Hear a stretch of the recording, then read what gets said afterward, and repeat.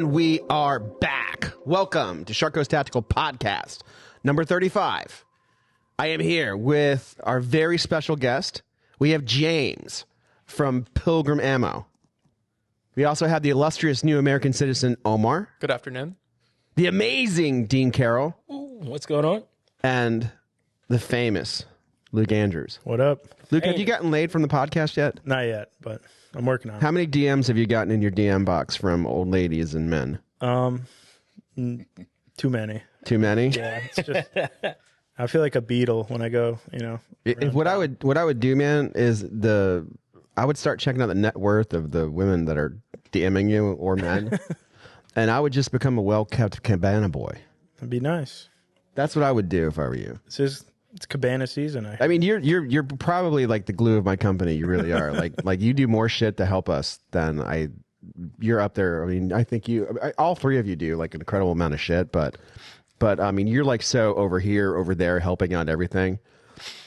I just feel like someday a rich man or woman is going to come by and steal you from us because they realize like how much you do for us and how much you're not appreciated or some shit. Like they're going to come save you. They're going to be your knight in shining armor.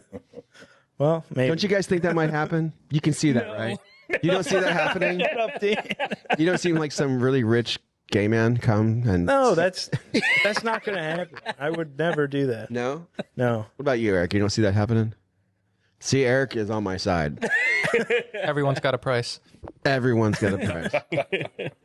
But welcome. So James is a friend of ours, and we've been carrying his ammo since the inception of Pilgrim Ammo.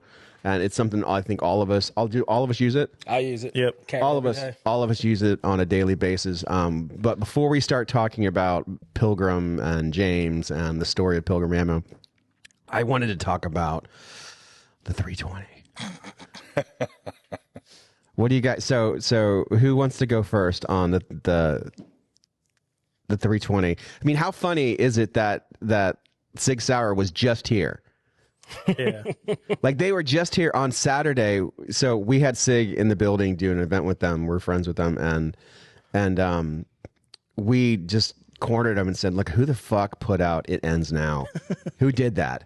And they explained it was like I probably shouldn't explain, but we really get like number one, the Sig rep was wearing pants from Lululemon, right? Yep. Male or female rep? Male. Well, confident man then. Obviously, but I mean, how could you? It's if you're going to come in here wearing Lululemon pants and you're a dude, you're going to get fucked with. Do you know why it's called Lululemon? Something because the Chinese can't enunciate it or something. The guy who made it thought it'd be really funny to see an Asian person trying to pronounce it. Lululemon, yeah. Really? I don't know whether that's urban myth or actually. No, it's real. It's real. Okay. But and then we all sat and tried to, give our opinion on the 320 controversy, and they just kind of it didn't go well with them. They got kind of salty about it, and then the next day that video comes out from Achilles. Is that kind of up where you live now, James? Don't you live in Tennessee, right near that guy's place? No, mate. I mean, I'm primarily here, but all of our manufacturing is up in near Chattanooga there. So I spend a lot of time up there, split my time between here and Tennessee. But the Achilles place is where is it? Is it in Franklin? Yeah, but that's just on the outskirts of Nashville. Okay, so it's not near you. So it's about an hour and a half. I'm totally being a dumb fucking white person. Yeah, you're like up there in Tennessee and everything's near each other, right? It's a hell of a lot. You got fucking Elvises and then Lookout Mountain. It's like right next to each other. Yeah, well, it's closer than here. Absolutely. Omer, what do you think of the 320 controversy? For the viewers, should I give a quick little backstory? Yes. The first iterations of the 320 had this problem where if they fell at a specific angle on the rear sight, 22 degrees, they would go off. They fixed that problem, but the stigma of the gun goes off kind of stuck around. Fast forward a few years later, every once in a while, somebody sues Sig, saying like, hey, my 320 went off without me pulling the trigger. They deny it at every step. Every lawsuit either gets settled out of court or gets thrown out because something. But basically, for as long as it's existed, there's been people that doubted the reliability of the 320 and the ability for it to shoot without the trigger being pulled. Sig has adamantly denied it at every step along the way. Adamantly. recently, more and more videos start coming out of police departments where cops are just standing around and suddenly the gun goes off in their holster, and SIG's response is like, oh, it wasn't properly holstered. Yeah, the optic hood on the holster wasn't forward, so therefore the trigger was pulled, or something along those lines. Every time something came up, they have an excuse for it. It gets settled out of court or it gets dismissed. All of that. Recently, Sig Sauer put out a statement saying, this ends today. Anybody who thinks that there is any problem with the 320 is an anti-gun grifter. There has never been any issues with the 320. Oh, I forgot about that. Yeah. Their message was you're an you're a grifter, and and you're siding with the anti-gun people. They said that if you claim that the 320 goes off by itself without the trigger being pulled, you're a person that's trying to dismantle the firearms industry, and you're just starting off with SIG because they're the biggest or whatever. But obviously, SIG has a very, very, very large vested interest on the gun being adopted by the military, not having any safety issues. Smith & Wesson's the biggest. In their eyes, they're the biggest.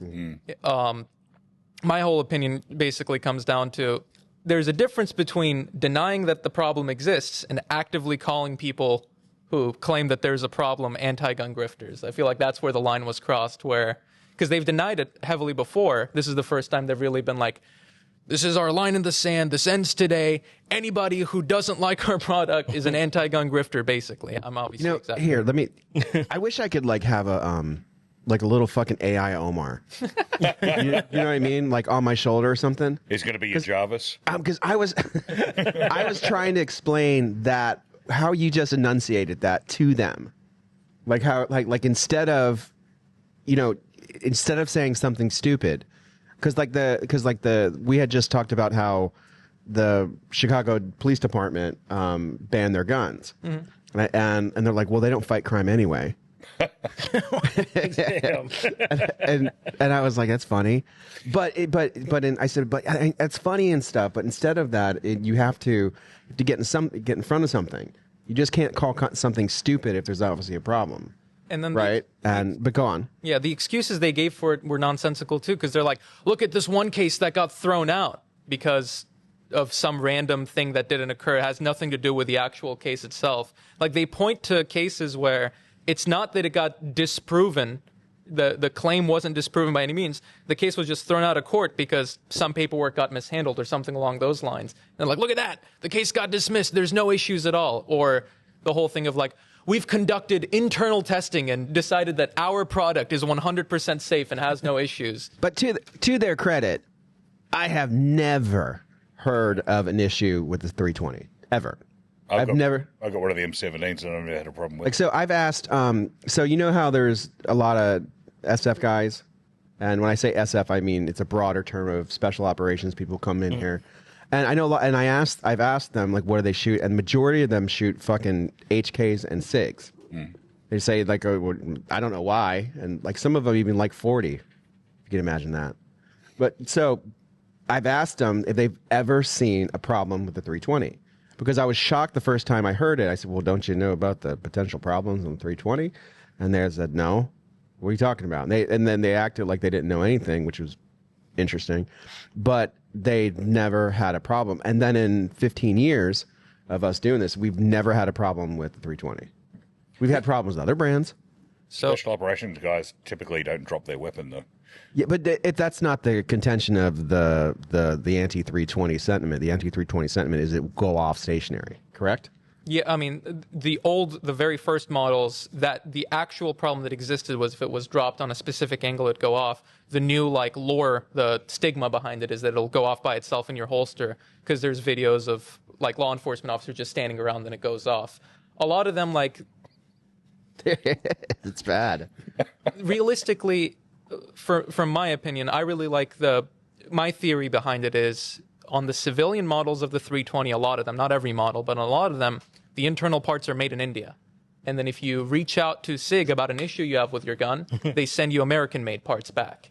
They keep all the Indian parts. They give you, if you send your gun for You don't know that for sure. You don't know that for 100%, though. I personally haven't sent in a 320 because I've never owned a 320. You've heard that. You haven't.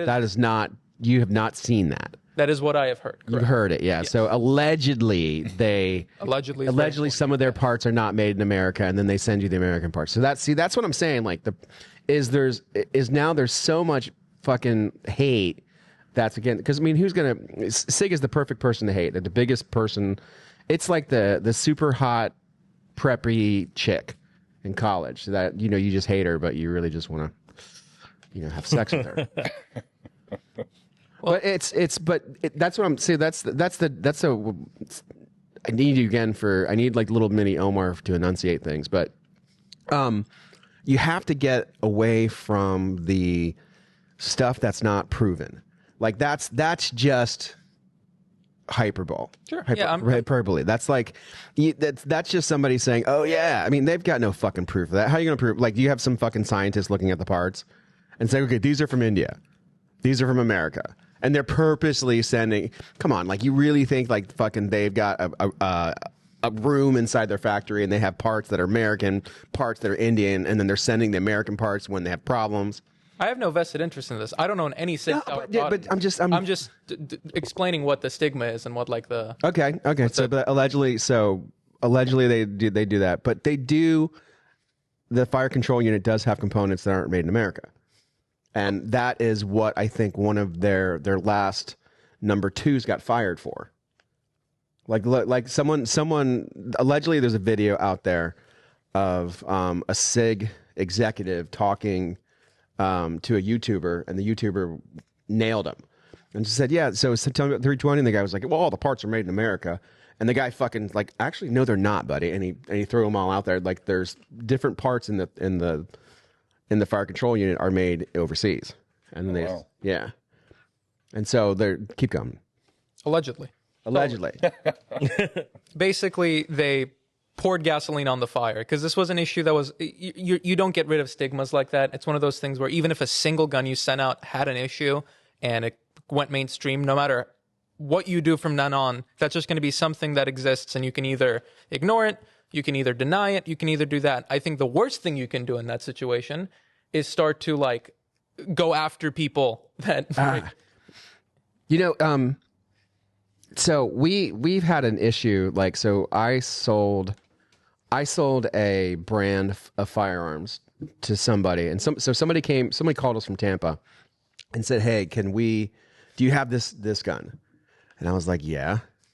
I'm like, "Well, what do you think of it?" I'm like, "It's this gun." And like, well, that's a really great way of saying it. I'm like, "Look, if you're gonna come to my store, buy a Glock, buy a Sig, buy a Staccato." And he's like, "Well, why not this brand?" I'm like, "Look, we carry them just because people call up and ask for them, but it's not something I really recommend." "Why don't you recommend it?" I'm like, I just don't recommend it. If you want to come check it out, come check it out. But if you come to my store and you ask for my opinion, Glock, Staccato, Sig." And so the guy came, bought the gun. He was a dick, shot himself with it. Shot himself with the gun. Hand, leg, body shot. Shot himself in the leg. Leg was amputated.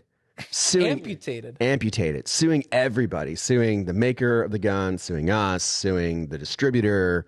Suing the overseas companies. Suing everybody. Keep a tourniquet close, guys. Yeah, suing everybody. Even in the report. In the report, it says he pulled the trigger. Right, and still, like they're taking it all the way, because allegedly, like in cases like this, there should be something extra safe. Like, you should have a safety on the gun, or there should be a note that says, "Don't pull the fucking trigger" on the box. Something like that's how these things work. But so when it happened, and this is a couple years back, it's been going on for a while.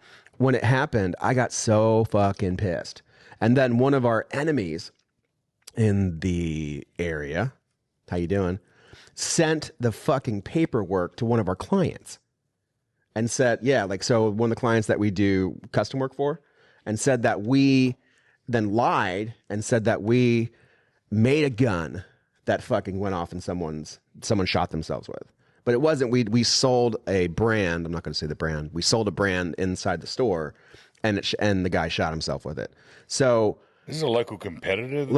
A local gun shop in town found the paperwork, sent it to the person that we do business with, our biggest client, and said, "Look, at their shit is not safe."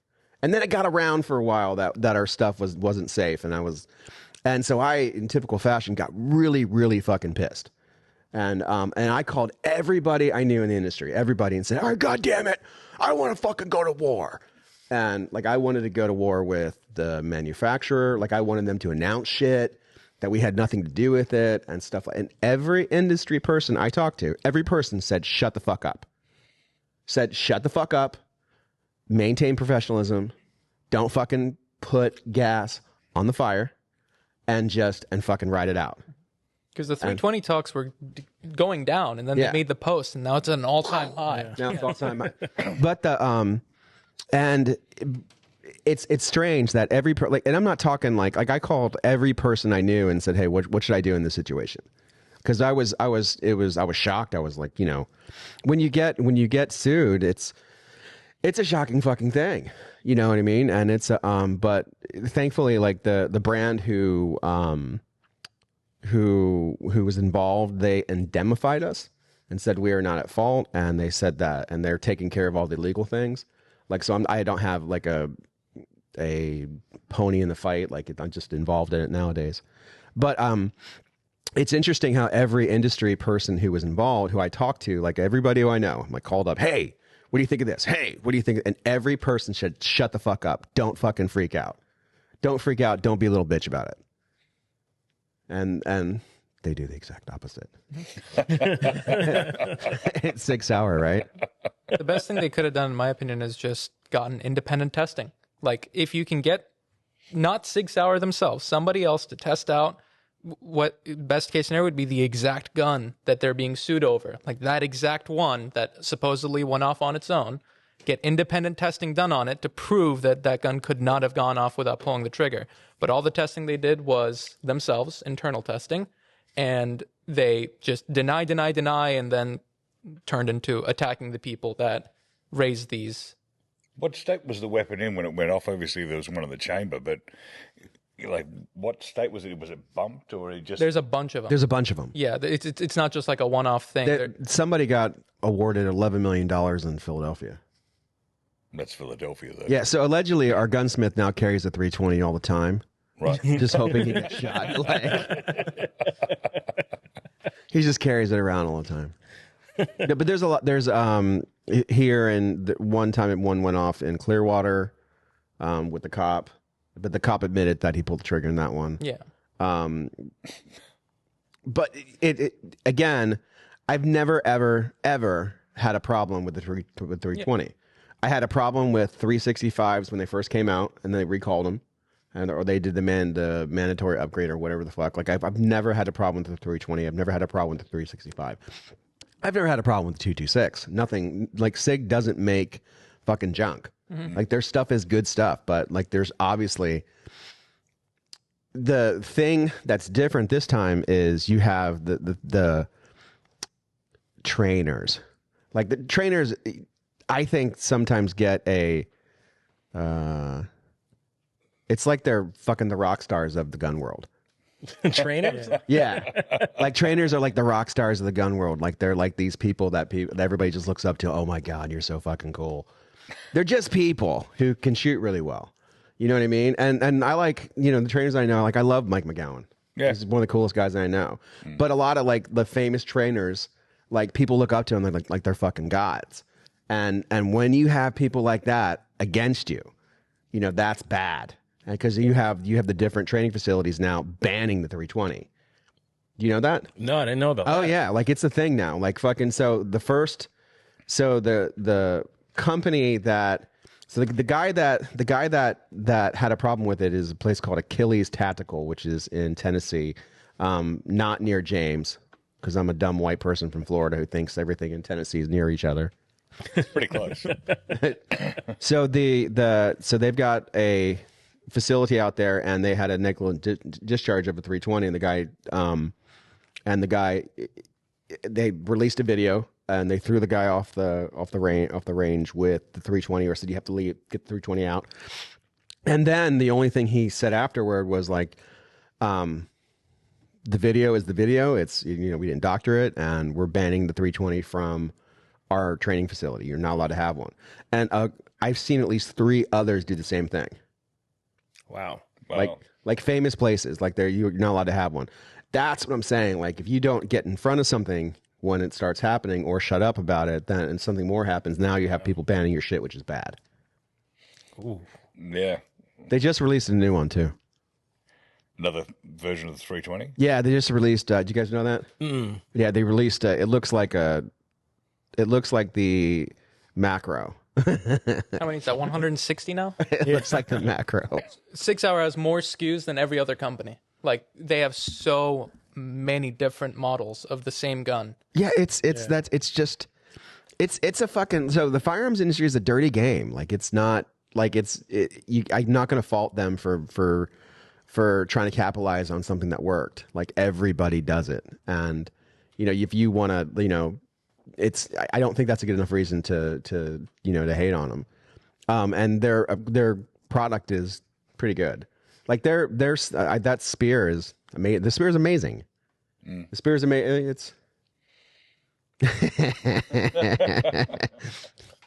It is. I love writing on Sig because it's an easy, it's the community's understanding, of this is the company you shit on right now. It's very punching bag. Yeah. It's very easy to punch down on them. Realistically, I get it. I get they're easy to punch on, but you can't say their shit's not fucking good. Their 365 with the modifications we make to it, it's amazing. Well, 365 in general. There's people that take this whole thing going on with the 320 now and apply it to the other guns. There's never been a credible safety concern about the 365. Of course not. People will say that just because that's where, this is not even just a gun industry thing. This is just kind of how things devolve. Is there's a real thing happening. Well, it's just like what your comment about, is there 120 models of the 320? Right. So that's a dig at them. No, I think that's actually accurate. It's a dig at them, but who gives a shit? They're a lot of their shit's fire. They do make stuff that fucking crashes and burns, but a lot of their shit's fire and a lot of it works. You know what I mean? And so that's a dig. That's just a bashing of them. You know what I mean? But I like them. Do you trust the 320? No. No.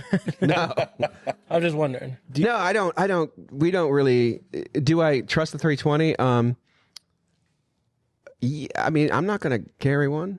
Yeah. I don't know. Are you going to carry one? I sold mine. Okay. Yeah, because I had one, and then the drop safety thing came out. I didn't get rid of it then. I'm not worried about it. I'm not dropping guns. And then all the videos kept popping up of them just going off on their own. And I got a little nervous. And you know what? I'm not shooting it that much, so I sold it. I carry the modified 365 lately. That's the gun, and I trained with it. That's so gay. I shot it on. I trained with it. I shot it on Sunday, and it's a fucking amazing. Yeah. Our little Komodo, with the metal frame with the 17 round mag and the slide with the compensator. Oh my god, it shoots like a 19 compensated. I would like to try it. Yeah, you should come out. I'd like to try it. It's really cool. The reason I think this is such a big deal is in the firearms industry, realistically speaking, people spend so much time and money on such statistically improbable things. I got to have a second mag in my holster in case the gunfight that I get into requires more than 15. Or, I got to, all this stuff. Oh, my AR's got to have a fucking multi-tool on it in case I got to get down and fucking take apart my bolt carrier in the middle of a gunfight and whatnot. All of these things, it's all about these hyper niche, statistically improbable situations because you just want to know that if you're the 1 in a trillion chance guy that it happens to, you're ready for it. Just the doubt in your mind that there might be something wrong with it is enough to turn people off of the product. And I think that's why Sig's so pissed off about it. Because realistically, out of the 50 lawsuits they've got about the 320, probably 30 of them are guys actually pulling the trigger and just trying to get a paycheck. But that's all it takes. All it takes is just the doubt, the seed of the doubt in your mind. I bet all of them are people operate error in some way. It's some type of error. Yeah, that's what I think. And I think all of them. If my 320 went off, I'd be like, yeah, it was just it just went off. It just went off. Yeah. It's probably there's probably something with the holsters, the holsters that they're but it's But you're right, Omer. Like number one, like how you're just exactly right on the fact that now there's doubt.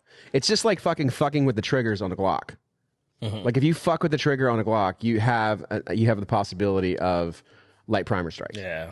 No matter how fucking cool, like you have to be, unless you're going to be Omar and shoot fucking 500 rounds. How many fucking rounds do you shoot a fucking session? Usually 600.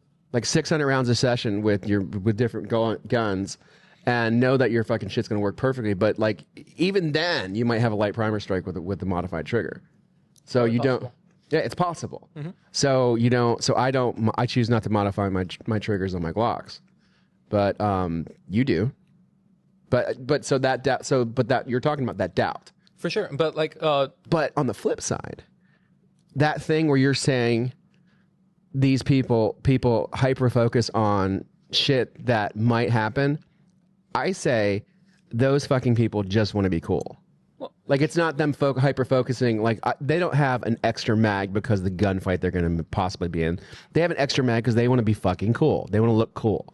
Because that's what like everybody acts in the game. That everybody acts in the industry of the game. Like, oh yeah, it's like fuck you. You are fucking posing. Yeah, I mean, you are trying to look fucking cool for the gram. You're trying to look cool for your chick.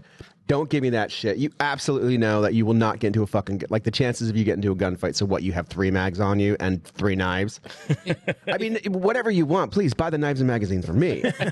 Please. But don't come at me and say that you're being, you know, like, overly prepared for whatever. Like, you just want to look cool. I'm not necessarily saying overly prepared, but it's just like if you find yourself in a situation where you've bought a plate carrier and an AR-15 and you don't have, like, shelf-stable food in your home, it's probably got to get your priorities, a little bit. Yeah, but if you have an AR and a plate carrier, you can go find food. Yeah, you can just go steal it from the people that don't have it. Exactly. I won't say that on camera. But That's what Pierce would always say. Yeah. I'd always say, Pierce, how much food do you have? Doesn't matter, boss. Why? Because I got bullets. What? What do you mean? Let's go find it. I'll take it. I've got 10 dogs. I'll fucking eat the Pomeranians. So James, so how long you been doing ammo with Pilgrim? We kicked off in 2018. What'd you say? 2018? Yeah, 2018, yeah. So we really started producing. We set up the company then. It took me a year to get my visa to come out here. I had to go back to Australia for that. At Shark House, we've carried Pilgrim Ammo since their inception. Before that, we carried a company called Liberty. Mm-hmm. And Liberty was owned by the person who used to own Pilgrim. And it's basically the same ammo, right? Basically, yeah. Basically, it's the same ammo. Yeah. Like, so... Explain to us, if you can, so what the fuck? So what, you're living in Bangkok or some shit, and then some ammo dude contacts you? Like, what exactly happened? I used to have an oil and gas company over there. And you owned an oil and gas company? I owned a piece of it. Okay. And we had an offer to buy, and we weren't like big producing or things like that. It was just as we finished getting our signatures on the field in Indonesia, mm-hmm. we had an offer to buy because somebody else had put a lot of their projected revenue on that field because it was producing. Okay. So we all opted to get out, and it was, we made some money, but it wasn't real retirement money. And I was looking around at a few different things. And some joker I was talking to that was trying to get me to invest in commercial real estate in Germany said that he knew this guy out here in Sarasota that wanted to do a management buyout of a ammo company, and that was where PJ was. Unfortunately, when we started to do, and that transaction didn't go through. We just I can't really go into the details of it because they're still our direct competitor, but we didn't go down that track either way. PJ, who was the brains behind this type of ammunition, he was no longer with his own company, and we sort of asked him, look, do you think you've got more to offer? And that's where Pilgrim was born. Yeah, so didn't something like I remember one year I was at SHOT Show and PJ was at SHOT Show, and he was all excited because of a potential contract with the government going live, and then next thing I know, he's suing the government. Yep. And he's spending all the money that he can to fight the government, and he beats the government, and then the government appeals it, and then the government. It was overturned in one day. It was overturned. It was overturned one day, and then so the government basically fucked him, and he spent all his money fighting the government, and then lost his company, something like that. Not quite accurate in how he lost it, but I mean, yeah, that's the bullet points. Most of them are true, but yeah, at the end of the day, I can't really go into it. But yeah, I mean, through one thing and another, he didn't have a position with the initial company Liberty, and was available. So we asked him if he had more to offer, and there are some differences that I think that we, particularly with how we manufacture certain parts of our ammo, that's a little bit different. But Liberty's still around and they're going strong. People like them. People like us. It is what it is. What's the difference between the ammo? You'd have to shoot it and find out. There is one YouTube video online where somebody did shoot gel blocks with their stuff and our stuff, and some people say I can't see a difference, and they react very, very similarly. But would you be willing to do the same test? You guys want me to come out and get a couple of gel blocks and you shoot both? I mean, who knows? I'm happy to go and do it. Would you be interested in doing that? Me? Yeah, you fucking have a shield with Pilgrim right now, right? Yep. Isn't that what you use? Use the shield with Pilgrim? Yeah. One of the things. One of the things, yeah. What about you, Dean? I shoot Pilgrim for my carry. Yeah. And what about you, Luke? I don't shoot Pilgrim in my J frames, but they don't make it. I do carry the Liberty in my J frames, but I do carry the 9 in my 9s. Well, it would be cool to get gel dummies and shoot like the 380 and the 9 next to each other and see what the difference is, and definitely shoot the 9. Yeah. Like the regular Pilgrim 9 versus the 9 pardon me, Pilgrim or Liberty ultralight and shit. You know what I mean? Yeah. And James, where are the whores? Which whores? You usually show up with whores. Like you usually have chicks with you. Like you always have. Well, from what I'm sorry, that's bad. So I shouldn't. What I hear from you in the old days, I mean, I was just taking a leaf out of your book. No. And then I hear that had an abrupt stop to it. It had an abrupt end. It did. Yeah, it did. I was kind of ordered. Hey man, and yeah, I mean, look, I used to have some of the gun girls come around with us, but we're just doing other stuff right now. Kind of grew out of it. Yeah. And what so the many layers of James, like, don't you have, what's your actual involvement with the entertainment industry? Like, you've been in movies? Yeah. A mate of mine, Shannon Rich, who actually coincidentally Arizona last year, he did a good.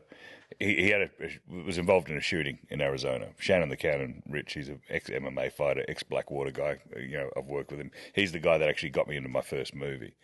He shot a guy in the throat with his .40 and had zero over penetration, like nothing came out the back of the guy's neck. It was so shocking to him because of the way he fell.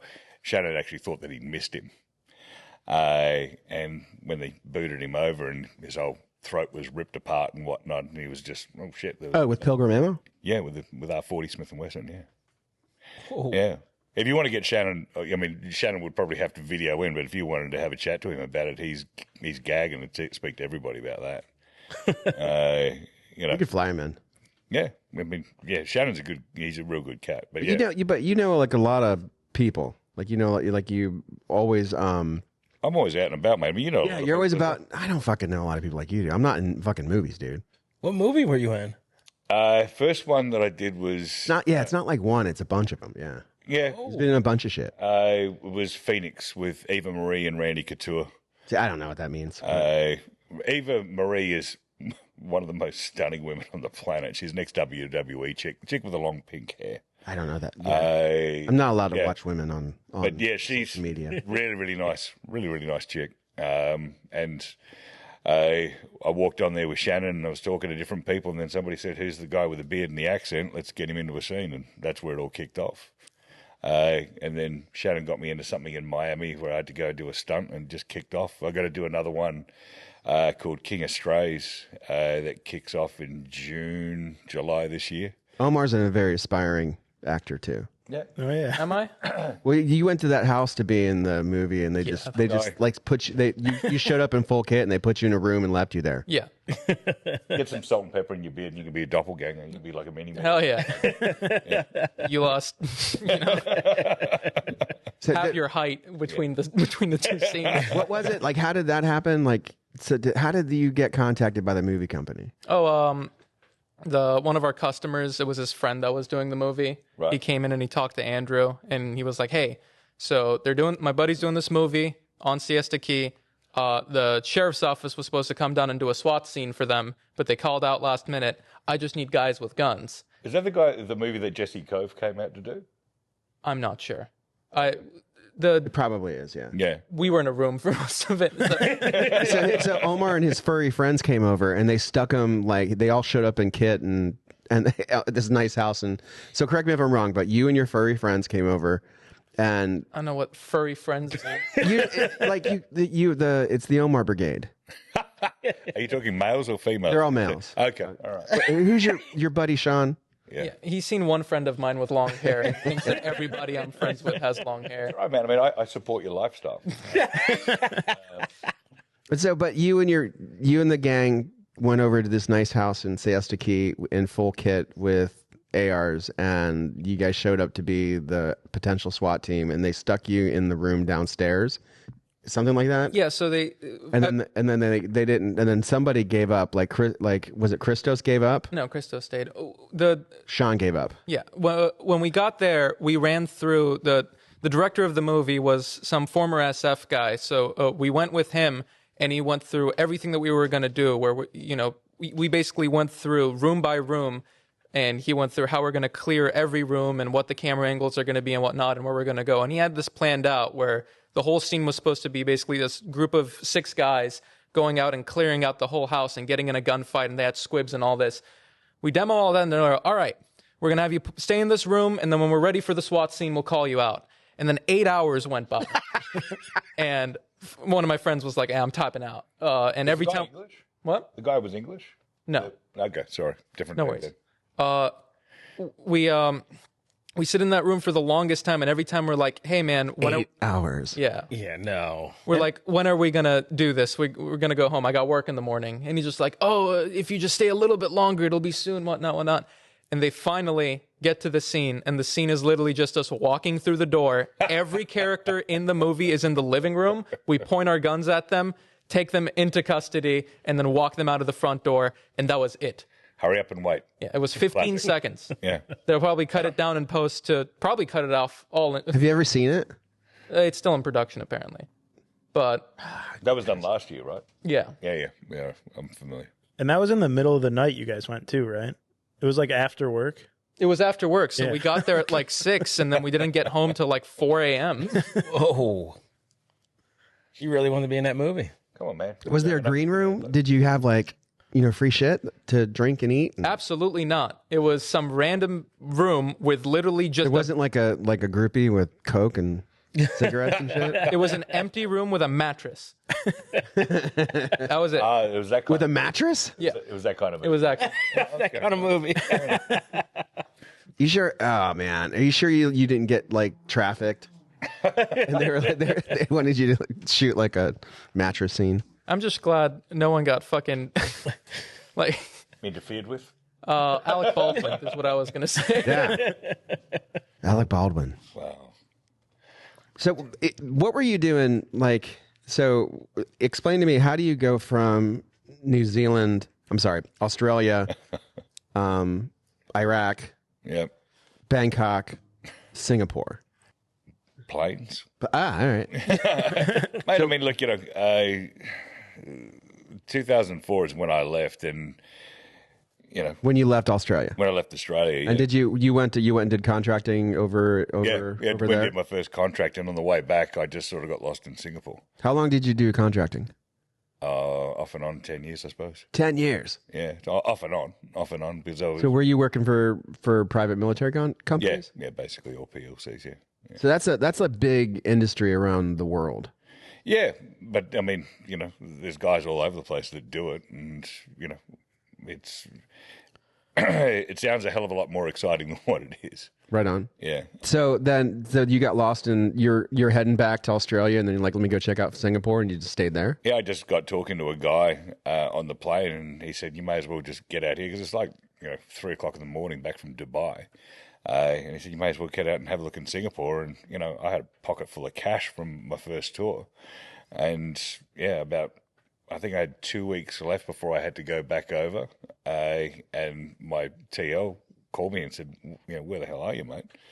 And I said, mate, I'm in Singapore. And he called me back in 2 seconds and said, oh, James, I'm here with my wife. I just had to tell you that James is doing bad. I've got to get over to Singapore. And he just wanted to go over there for a jolly. Just wanted to go. Back in those days, there was a place that was called Orchard Towers, and it was affectionately known as the 4 Floors of Whores. That's where most people ended up. So The 4 floors of horrors. Yeah. Not around anymore. I think it closed a couple of years ago when COVID was on. They sort of shut it up. But yeah, that place was an institution for 30 years or something like that. Yeah. Reminds me of Fuck Palace. Yeah. I was just about to say, Omar, it looks like your palace or whatever it was called. Yeah. Have you heard of Fuck Palace in Las Vegas? No. Yeah, me neither. I've never heard of it. I think that's a story, Omar. Yeah. I mean, it's something that I wouldn't want to delve too far into in this country, it being illegal and shit like that. And so, over in places like Singapore and Australia, it's all some as the. How far is Singapore from Australia? It's only like what, 3 hours, 4 hours? It's about an 8-hour flight. Yeah, an 8-hour flight. Yeah. Again, ignorant white boy. We got to remember that most of the population, besides Sydney and the Gold Coast, is all around the bottom end. So Yeah. It's about an 8-hour flight. Did you live there between your tours? In Australia? No, in Singapore. Just stayed in Singapore. Didn't go anywhere else. Yeah. You did, you just stayed there. Just stayed there.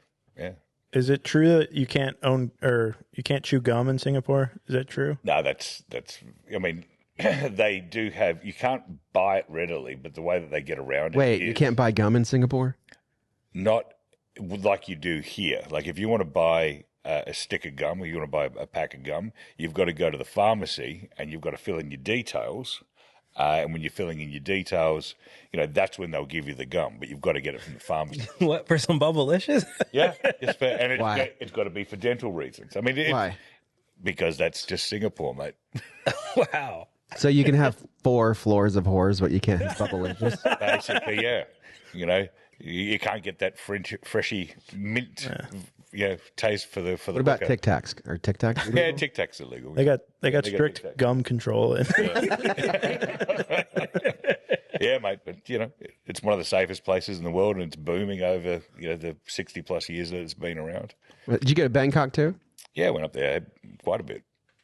What's better, Bangkok or Singapore? For what? I don't know. I'm never going to be able to go there, man. For the horrors. Yeah, depends on what you want, mate. Yeah, I'm never going to be able to do things like that. Like Singapore and Bangkok, they got very similar things. They're two totally different cultures. Depends on what you're looking for. Like if you're looking to have a party weekend, okay, yeah, I'd go to Bangkok. Okay, but the thing is, a lot of people that live in Bangkok, they'd go to Singapore for the weekend. A lot of people that live in Singapore go to Bangkok for the weekend. Or they both go to Bali instead, Oh, Bali's near there too. Yeah, Bali's like an hour flight. You guys know Bali? Yeah, I've heard it and seen videos of it. Or I didn't think it was like Bangkok and things like that. I thought it was a more upscale. Instagram model.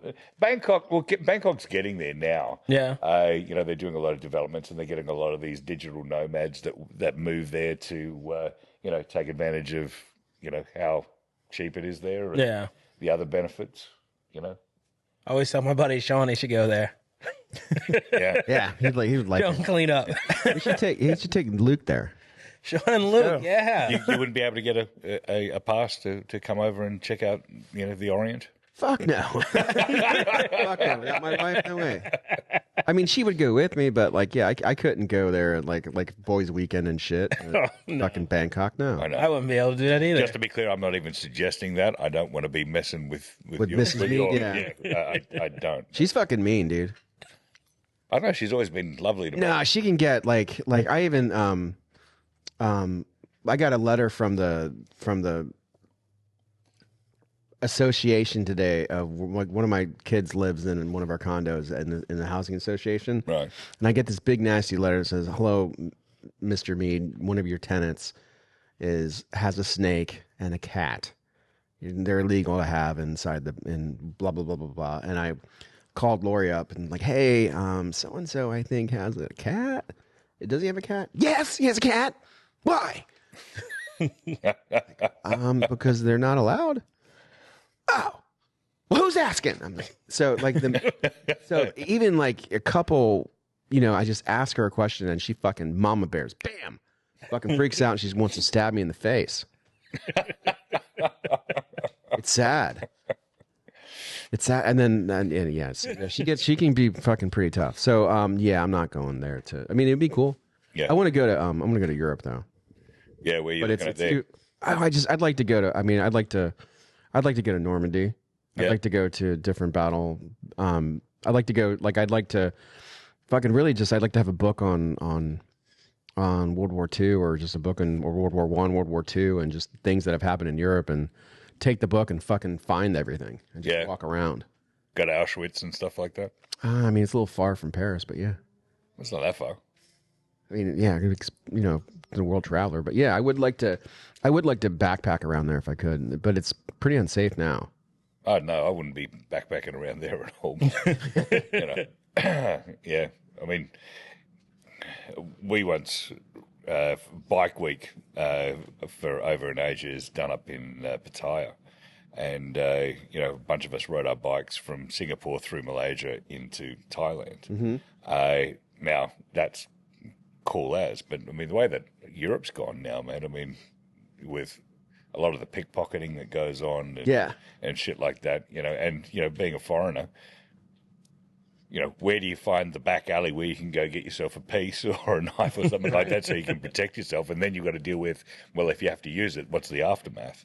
It's just one of those things that you're better off to, pay a little bit more and have a driver and make sure that he's carrying. Yeah. So, and do it the right way. Yeah. Make sure that he's paid enough so he doesn't flip on you for your watch. Either that or just, make sure that you can grab his piece and you can get to work yourself if you need to. My buddy went to Paris and he was out at the Eiffel Tower, taking pictures with his chick. I fucking hated Paris. And so did I. And he was hanging out with his chick and some guys went up to him, "Oh, do you want us to take your picture?"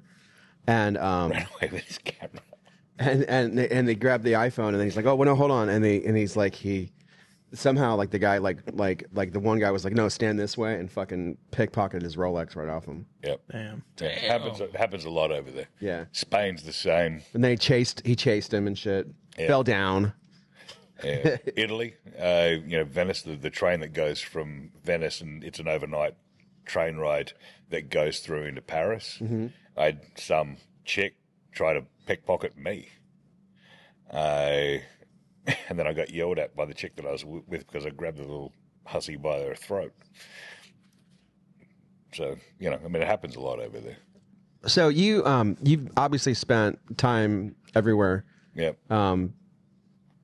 Southeast Asia, Europe, Iraq, and all. It sounds like you have definitely a good worldview. What do you think?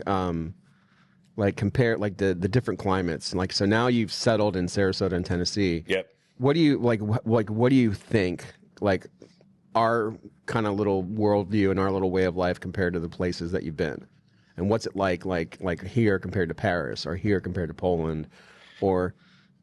Well, mate, you got places like, Singapore's safe. This is probably the safest place on the planet. Okay, you really, you don't need to have weapons to protect yourself in places like that. Dubai, is pretty much the same, on the large hog. As long as you don't do something stupid and yell at the police or be obnoxious or something like that. But everywhere, Try to smoke pot, right? You can't have pot in Dubai. well, same in Singapore, they'll just hang you for it. Okay. I mean, if you look back at under the Clinton administration, there was a young 19-year-old kid that it was an American that spray painted a bus station, and when he went to court, his sentence was 5 strokes of the cane. Yeah, caning. And what they do with that is they literally bend you over a table, drop your pants, and it's a switch. And it, because your skin is taut, the flesh opens up. Like it's not a nice experience. Apparently, the story goes that Clinton came over and said, "No, you can't do this to one of my countrymen." They went, "Yeah, you're right. We're not going to cane him 5 times. We're going to do it 3 times, and we're doing it today." Now, I don't know whether this is true, but the story that I got told was after the second time he was caned, this poor little bastard passed out. Under Singapore law, you can't cane an unconscious person. So they took him back to his cell, and every time he sort of squatted down to take a shit, his wounds would open up and get sepsis and all the rest of it. Oh. But he was in prison while his wounds were healing, and they brought him back for the last one. After that, they deported him and his whole family. Like, it's just one of those things, like, if you come here, you follow the rules. If you go to Singapore, there's severe penalties in place, follow the rules. But back to your original question, coming here, and I got here just in time for COVID, after everything came through. And, places that we're talking about, like Paris and stuff like that, with pickpockets and stuff like that, the reason that happens is because people realise there's not a lot of penalties. Okay, if you want to rob somebody, okay, if you want to get a knife and give me, there's no repercussions. Here you got repercussions. Somebody will blow your face off. Depending on the state. Yeah, depending on the state, you are right. I mean, you don't see people wanting to openly rob people in Texas because there's penalties involved. Same in Florida in a large part. I mean, if you want to try and be an idiot and try and rob somebody, you can get hurt. And that's what the rest of the world is like. I had a professor that was part of my MBA program, back in 2016. The world was a powder keg then. And now, to be honest, for COVID, particularly what was happening in Australia, there's no way in hell I would have wanted to be in Australia or Singapore, even though, I spent a lot of years in Singapore and it afforded me a lot of good opportunities. Well, I mean, not to jump to another tangent, but What the fuck happened to Australia? Like, Australia is this, it's like it's a continent of California, basically. Yeah. Except you guys all sound like you. Like not everyone sounds like me, mate, but yeah. At least like what I see, it's like a big fucking California. Dude, and you're not wrong, mate. I mean, I hadn't been there in 15 years. And first bar I went into, I called the chick behind the bar sweetheart, and she was offended. And I was just like, what the fuck have I come back to? Everyone's very, very... How did that happen? I think it had a lot to do with the people that got in charge of the country and politics and stuff like that, and everybody got into their feelings and shit like that. I mean, in America, you've got a very diverse group of people. There's a lot of different cultures here, and it's a melting pot. Now, Australia's the same, but you've got to remember there's only 27 million people in a landmass that's pretty much the same as here. But you've got a lot of different cultures, and you've got roughnecks, and you've got people that will stand up for themselves, and people that, aren't offended. People that are going to say to a kid that, falls over and skins his knee, rub some dirt on it and get back up and get on with it. Or you're going to have the parents that are like, oh my God, take him to the hospital for a skinned knee. You've got the different cultures. In Australia, there's less of, for want of a better term, normal people. Just regular folks. Everyone's uber woke and uber offended all the time. When did it get, like, what did it? How did it get that way? Well, I mean, considering my only gauge on it is when I left and when I got back, probably me leaving. But, I mean, Do you guys know what I'm talking about? Yeah. Like go check out a news like I mean Australia does have like a news a conservative news thing. But, Sky News, yeah. Guys, but right. most of they're them, pretty good, but everyone's but everyone else is like they're fucking crazy. Dude, Australia under COVID Yeah. was insane. Yeah. That was like the worst of any country in the world. That was- Facebook posted that it was mandatory vaccination. yeah. Okay, like it takes what 7 years to normally put together a vaccine with all the testing, and they had it ready in a couple of months. You telling me that stuff was safe to take? You have to. Yeah. And then It the was whole thing of, mandatory. like, Oh yeah, and you can't stand on your porch after yeah. fucking Can't do curfew. anything. Can't go for a walk in the park. You can't be outside without a mask. But now you can. Well, yeah, of course, because they figured out that the masks didn't do shit anyways. Shit. None of it made sense, and all they were trying to do is just appease the powers that be with shit that just didn't make sense. And the people that were normal in Australia just didn't have a choice; they had to go along with it, because if they were putting something on a Facebook post, the cops were at their house that day. Okay, well, you're inciting hysteria or it was a joke. Maybe it started with y'all's gun ban. Well, yeah, I mean, and there's a lot of people that would Fucking when you guys did a gun ban. Yep. That mean like we the amnesty. like we think as as Americans we're like it all stems from the Second Amendment. If you don't have it, you're fucked. Yeah. But like that would be you guys gave away your gun rights and then the government could trample over you. Well, the thing is, I mean, the gun rights were. It's not like there was a whole lot of people running around with guns anyway. Right. There wasn't ever like here where people had a gun. Yeah, it wasn't part of your culture. It wasn't part of the culture. But by the same token, even further than that, one of the laws that Australia passed that I couldn't believe, they had what they thought were real problems with motorcycle gangs. And yeah, they had some problems. But I mean, the cops were putting up with it. But they passed a law that you couldn't, like, if you're caught with colours, like 1% colours, you go to jail straight away. Alex Vella, who had been a citizen of the country for over 50 years, came over from Macedonia, and some years back he founded the Rebels biker gang that were, typical 1%ers. They were doing X, Y, Z, ABC. Like, he immigrated legally to Australia, was an Australian citizen. They revoked his passport and sent him back to Macedonia. This happened in the last 10 years. For wearing colors? Because he was the leader of a motorcycle. Yeah. Oh, wow. Australia's not free anymore. So I wonder if there's anything we can learn from Australia.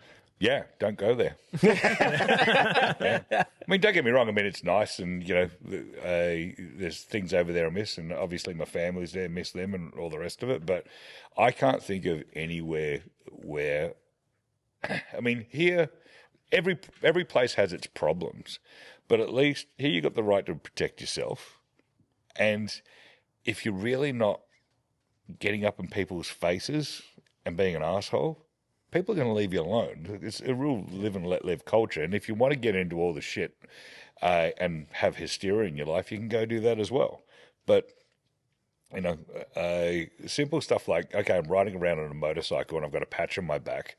Well, it's some big criminal conspiracy. I mean, why not let the cops do their job and say, okay, what's the crime? Convict them for the crime. Convict that guy for the crime. Right. Just because they've got colours on their back doesn't mean that they're... Or maybe go do something more productive with their time other than arrest somebody for colors on a vest. Well, and the thing I mean, there is, could be pedophiles to catch or drug dealers. That's exactly what I was about to say. I mean, back when, just before I left Australia, there was a big thing in the papers on a Friday, I think it was, and they'd caught this big pedophile racket in Australia, and they were going to release all of the names like a couple of days after that, and they'd had that many high-level suicides from people in the upper echelons of the police and military and yada, yada, yada that were all part of this pedophile ring, and they had to do a press release and say, okay, we're not going to release the names because too many people are killing themselves. It's weird how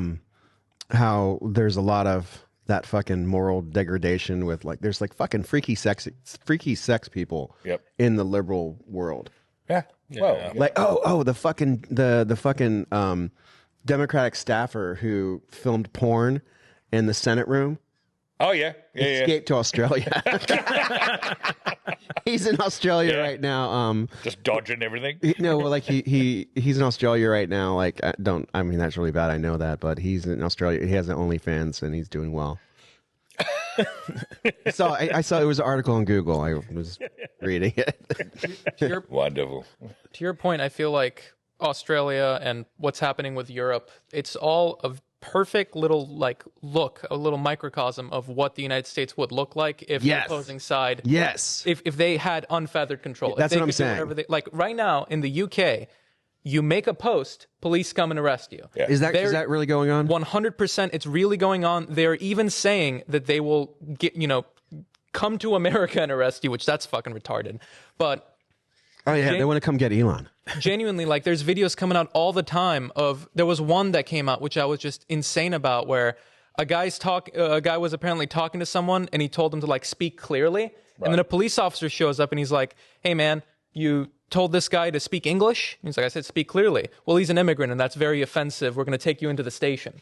Like, oh, Really? like genuinely, Bullshit. 100%. Yeah, but being offended is not against any law in any country, is it? Well, it's getting there.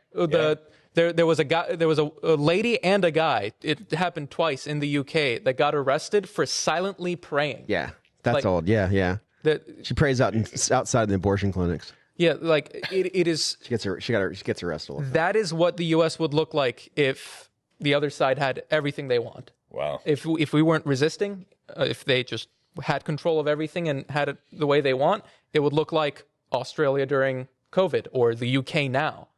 So, is there a limit to how restrictive a government can get? So So Singapore is, other than it being right next to China and being able to be, It's nowhere near China, mate. not? No.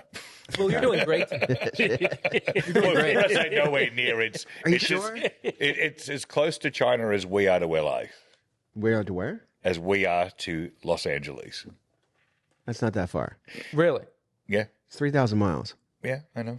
Well, Doesn't China have territorial ambitions when it comes to Singapore? No, that's Taiwan. no. No, they want that one too. Well, no, Taiwan, it's funny.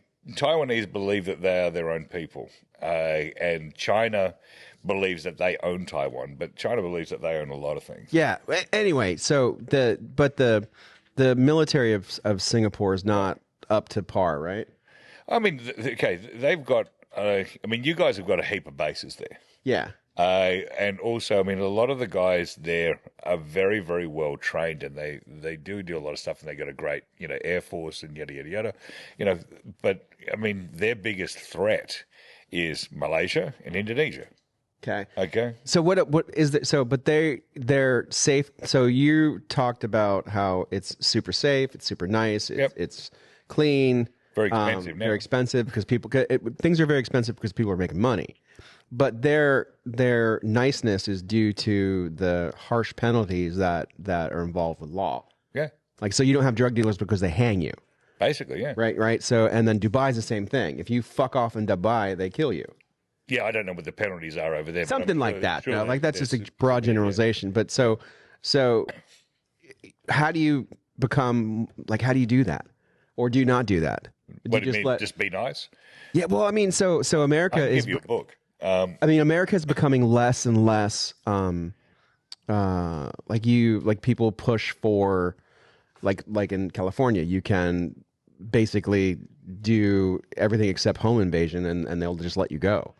Yeah, I mean, it's getting like that over here. But I mean, look, a question I was going to ask you and everybody else here is, everybody else seems to be really falling in line and being compliant with whatever the government is saying, whatever the police are saying, and, things aren't really safe or fair. Okay, why is it that you think that America is pretty much the only country that I can think of offhand where you guys actually... there's large part of the population that is saying, "Hey, okay, you need to stand up for your rights, and this is wrong," and you actually fight for it, as opposed to just being complacent and saying, I mean, look at what we were saying about Australia before. Everyone's just like, "Yeah, no worries. Okay, if I put up a Facebook post, I can go to jail." Same in the UK. I mean, I don't think that would happen here for most of the country. But why do you think here You guys actually stand up for your rights and other countries don't. We the people, baby. There's a big old social experiment, and we're fucking winning it. We're the only country in the world governed by the people, for the people. I'm just going to stay that way. I mean, it is. You can. I mean, the canned answer. It's in our DNA. I mean, it's part of who we are. Like, why? You know, because we said fuck you over a 1 cent tax, and less than a 1 cent tax, we said fuck you to the most powerful army in the world, and we rebelled and formed our own government, which is still part of our DNA. Yeah. It's still part of who we are, and you can argue too that you have the first, like, our form of government is different than the rest of the forms of government around the world, especially Australia, especially England, where like the Constitution is a restrictive document to restrict the government to keep away from your liberties, namely the First Amendment and the Second Amendment, which enables us to be kind of who we are. You could say that. People take self-governance for granted, man. Yeah. Like nobody else has that. Yeah. Like you could say that the drive of Americans comes from fucking, being colonists.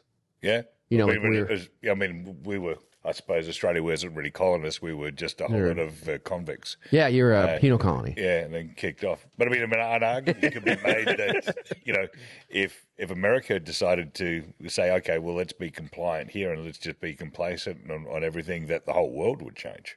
Yes. So I guess it's important for us. Well, I mean, that's why I'm not going anywhere. I've been everywhere else. And you like it here. Do you like Tennessee more or Sarasota more? They both have their benefits, and yeah, it's kind of liberal up in Chattanooga though. Well, I'm not really in Chattanooga. I'm out in the sticks, and about an hour and a half east of there. So, yeah, it is very libtardy there. It is like we went to this last time I was there. We went to this steakhouse. Right. Which one are you talking about? Oh, I can't fucking remember. But the waiter his name was Stephanie, and he wore a dress, and he had a fucking bull ring in his nose. And he had fucking big bulbous earrings. That's why you got to get that wallet chain from you. Then you can just lead him around. Yeah. Get yourself another, worker in the. No. No, but it's I don't know. So we went to it just seems that every place. Not that we have any. I don't have anything against gay or trans people, but every place we went, it was really heavy gay, really heavy trans. Right. Like we went to there was a hot dog bar or some shit, and there was a fucking Yeti like in the middle of the dining room, and it was just wrapped in a big gay flag, and that was like everywhere up in Chattanooga. Wow. It could have just been like our sales rep was just fucking with us. We're like, where should we go to dinner? He took you there on purpose. Yeah, I mean, I might have because this sales rep who Pierce was talking to, we were like, where should we go to dinner? And she's like, oh, we'll go here. Were you downtown? Yeah. There's a steakhouse that's in that old hotel there. No, that place is fucking badass. Yeah, that's what, the haunted place? Yeah, the haunt. That's the best. Yeah, that's the best. That's the best. That steakhouse in the haunted house is the best.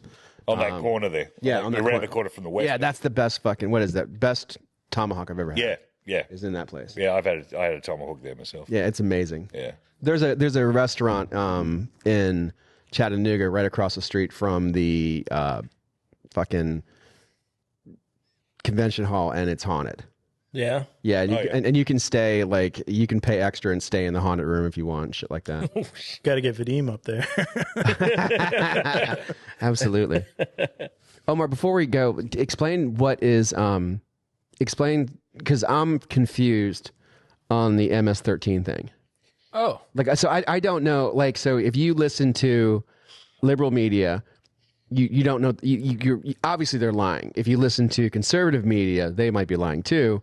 You have no idea what really is going on. Like, was this kid really proven as MS-13? So, and since go right ahead. This is something that I'm very, very scared about, mainly. Why? So the guy's name is Kilmar Abreu Garcia, I believe. I'm going to tell you what every mainstream news outlet, apart from Fox News right now, is saying. This is the story that I would genuinely say a majority of the population believes. There is this Maryland man, father, innocent guy, in America legally, that gets accidentally, mistakenly deported by the Trump administration with no due process because they claimed he was an MS-13 gang member, even though there's no evidence for it, and accidentally they deport him to El Salvador's mega prison. Haven't they brought him back yet? No. So I'll keep He ain't going. coming back. I'll keep going with the narrative right now. This is 100% like what is being said. The Supreme Court ordered the Trump administration to bring this guy back, and the Trump administration denied it, and they're not doing it, and they're actively going against the Supreme Court and not bringing this innocent Maryland father back to America where he belongs. The reality of the situation, the guy is here illegally, 100% illegal immigrant. He had a deportation order against him in 2019, but he claimed that there are gangs in El Salvador that want to kill him. So they issued an order. They issued him a stay order that basically said this guy can't be deported back to El Salvador. He still has a deportation order. He's still going to be deported from the United States, but it just can't be to El Salvador. It has to be any other country but El Salvador. The mistake part is the Trump administration deported him to El Salvador, the one country he technically couldn't be deported back to. But he's not in here legally. He has a deportation order against him, and he gets sent there. But is he MS-13? He has an MS-13 tattoo on his knuckles. He has a restraining order from his wife for beating her, for giving her a black eye. He's got a restraining order from his wife for that. The biggest thing is the Supreme Court order did not say the Trump administration has to bring him back. They said if El Salvador decides to send this guy back, we have to facilitate it. We have to provide the plane and bring him back so that he can be deported to literally any other country. The Supreme Court order is saying if El Salvador decides, right now he's in El Salvador's custody, he's an El Salvadorian citizen, he has nothing to do with the United States. Doesn't sound like our problem. Yeah. If El Salvador decides Everybody's rallying around it. Yeah. If they decide to send him back, we have to take him back so that we can deport him to anywhere but there. So the reality of the situation, like for as long as I've kept up with American news, there's always been like twisting of the truth. This is the first time to this level where it's just straight up completely lying. Like 100%. News sources, every news source, there's compilations of it where it's just like 10 minutes straight of anchors calling him lying. Maryland man, U.S. citizen, in here legally. Other countries are reporting on it saying that Trump accidentally deported a U.S. citizen, like complete fabrication. The guy is an illegal immigrant, MS-13 gang member who beat up his wife and got a restraining order, got sent back to his home country, and now there are Democratic like lawmakers that are flying out to El Salvador to meet with the guy. And On your money. On your money. And Your money, like, Omer. Pictures. There's one lady who went there and said, I won't come back to the U.S. until this innocent man is returned. Awesome. And the Trump administration went, cool, stay there. Mate, where can I get one of those? I need somebody to research. Because I get all my news from... Just where'd you get that one? It's Starbucks. Okay, all right. Yeah, but I can't hang out at a bloody Starbucks. You don't even make coffee. Yeah. You won't find more of me there. Okay. Like that. Starbucks. Yeah, we got him at Starbucks. Okay. Well, So what do you think the truth? So do you think he really is a MS-13 gang member? 100%. He has a tattoo on had his a knuckles. tattoo? Oh, the other lie that was being said is you'll see this on every mainstream news source. My They're only saying thing with the MS-13 tattoo is I've looked at other MS-13 people. I haven't seen it again, and I haven't. It's a different type of tattoo, isn't Like it? I've seen like MS-13 guys don't have like tattoos that look like that on their knuckles. I'm not saying he's not, and I'm not saying that the symbolism completely relates to what it's like that. Yeah, that's MS-13. Yeah, I get it. But if you look at the oodles and oodles of pictures of MS-13 guys in prisons around the world, they don't have that tattoo on their hands. Fair enough. Regardless, the guy is an illegal immigrant. Yeah. Who is... How'd he get in though? Maybe he was an innovator. Exactly. Now, how'd he get in? Same way everybody got in Right, the last but the 4 thing years. is why would gangs want to kill him unless he was... Why do gangs want to kill you? Oh, there's a whole story about it. There's a whole story about it. How when he was a young kid, they tried to recruit him, and he wouldn't join that specific gang, and they kept basically trying to get to him, and he escaped to America to escape the gangs. That's the reason why it was given the order that he can't be deported back to El Salvador. But at the end of the day, that's still a deportation order. It's just not to El Salvador. So, right? Okay, got it. Yeah. So they could have deported him to Venezuela, and it would have been fine. But didn't he claim asylum?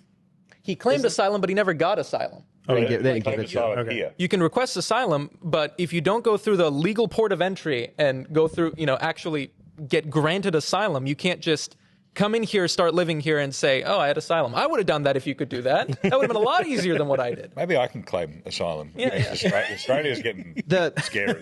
The problem is it's the executive branch's job to protect our borders. That's out of the branches of government, that's their job. It's their job. They are given the ability to petition Congress for war. They have special abilities if they think the border is being compromised. It is their job. It is the president's job to keep our country safe. Like the fucking Congress people, that's not their job. It's not. It's not. They're there to enact laws, to write things, and the Supreme Court is there to interpret law. So when you get different branches of government, different, like the different Democratic senators and Congress people and everybody getting involved in the border question, that's dangerous. The main reason this all got kickstarted is a lower court judge, so not a high level, a lower court state judge issued, I think it's an injunction, basically said that Trump cannot deport this guy. And it's just this random lower court judge from a random place making decisions on what the president can do about exactly. Yeah. That's what I'm saying. Like it's fucking dangerous. So, and then also it's the fucking will of the people. Like, how many was it? 74 million people voted that we know voted for Trump and voted for we want better immigration policies. Like we've seen, like, people, that's what we want. That's the will of the American people. So you have a lower court judge going against the will of the American people, going against the guy who's supposed to protect our borders, setting legal precedent that would enable other MS-13 gang members to petition courts saying, yeah, I want what this guy gets. And then you'll have all kinds of bleeding heart fuckfaces getting behind them so they can get their clicks and their YouTube videos and TikTok videos and championing their rights when it's just a fucking hustle. The one thing I think about a lot is there was the whole thing going around where Kyle Rittenhouse, when he did what he did, people were saying, like, what this proves is you cannot shoot into a crowd of leftists and not hit 3 pedophiles. And this is kind of what I'm thinking of is the left cannot, like, Trump is so bad and everything he's doing is so evil that the left cannot find a person to rally behind that hasn't punched a woman. Like, everybody that they protest about and does this, like, they do bad stuff. Yeah. You can't. The one thing they came to, the Trump is such a fascist and he's such a dictator, and the U.S. is going so far into Nazism that the one example that they can find and get behind is an illegal alien who beat up his wife. Beat his wife. Yeah, that's the guy that they're rallying. That's the behind. champion. That's their poster boy. That's their poster boy. That's terrible. Yeah. It's terrible. Jesus Christ. So, Dean, we talked the whole show not about guns, and guns are your favorite subject. Are you shooting lately, or are you just playing with your computer? Both. Yeah. Did you? When's the last time you got actual rounds downrange? 2 weekends ago, long range. Okay, so Dean has found a new love. He is now doing virtual shooting. Oh yeah, dude. I'll show you after. I have it here. You have it here? Yeah. No, I don't need to look at it. We won't turn it on. I just want you to hold it. Yeah. So probably next time we'll talk about how Dean is. What did you shoot 2 weeks ago? Long range. Just all my 6.5 Creedmoor. You know, I built my first kind of bolt action gun the other day. How do you have a kind of bolt? Yeah, I was like, what's this kind of? I didn't. Well, see it's this. I found one of our prototypes over at production, like one of the guns that we did for Ruger, and then we told Ruger no, we don't want to paint for him, but like it's still fucking a badass paint job, and it's a blackout bolt gun. Oh, okay. And I put it, I geared it all up, and I'm like, I'm going to try this is going to be the starting point. I got to start somewhere. And then so I'll do maybe this first, and then I'll go get a 6.5 Creedmoor, and then. Or we can just jump right to the 6.5. No, dude. I tried. No, I like, but fuck, you know what I realized today? I really like shooting. It's fun. Oh man, like I went fishing today, and I caught fish the whole day. Like I caught fish the whole day. But man, I mean, and I got really excited when the fish started biting, well, Yeah. and I felt good. I was like, yeah, all right, this is cool. But then I realized, like, I'm like, fuck, man, like I'll take shooting any day over this. Yeah. You know what I mean? Like shooting just like our training. Like, it's so much more like drawing from a holster and fucking digging steel and moving, and it's so much more fun than I think everything I can possibly think of. Have a lot more fun now. I got that XC. I love shooting that thing. It's like almost like cheating. Cheat code. Yeah, Staccatos. that's what I shoot. That XC. Yeah. It changes the game. It's, Christ. yeah. So we're kind of running out of time. Before we go, I want to thank everybody who's watched us, and if you get the opportunity, please like the video, hit the subscribe button, check out our other social media pages. We have a TikTok, we have an Instagram, we have a Facebook page. We are sponsored kinda by Omni Energy Drinks. They our sponsorship, they just give us a couple of cases of free energy drinks, which we hand out to the sandblasters so they'll sandblast faster. I can honestly say it is one of the best energy drinks I've ever had, and definitely one of the most powerful. We want to thank James from Pilgrim Ammo for coming over. Just to let you know, like Pilgrim Ammo, it is the ammo of our store. Like all of us use it. It's light, it's powerful, and I think what we'll do is we will get James to come out to the range, and we'll get some gel dummies, and we'll show you exactly what Pilgrim Ammo can do, and then you'll see that for content coming up. James, I want to thank you for stopping by. Thanks very much, Will. Yeah. Good to see you, buddy. Thank you. We'll see you again.